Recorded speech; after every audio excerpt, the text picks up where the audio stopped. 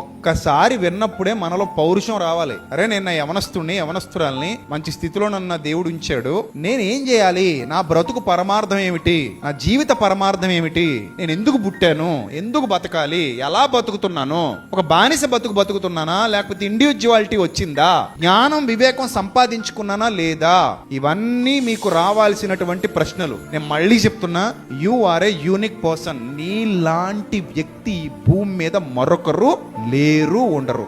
You are the special, అంతే. ఒక్కడే దావీదు, ఒక్కడే సమూయేలు, ఒక్కతే ఎస్తేరు, ఒక్కరే యెషయా, యెహెజ్కేలు, ఇర్మియా, పౌలు, పేతురు, యోహాను, యేసుక్రీస్తు.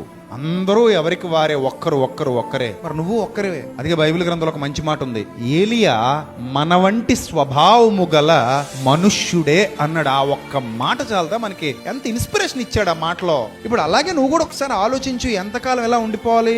నువ్వు చెక్కుకో, నిలబెట్టుకో. ఆల్రెడీ గోతులోకి వెళ్ళిపోయావా, పైకి లేవడానికి ప్రయత్నించు. ఆల్రెడీ ఎక్కడో కూరుకుపోయావా, బయటికి రావడానికి ప్రయత్నించు.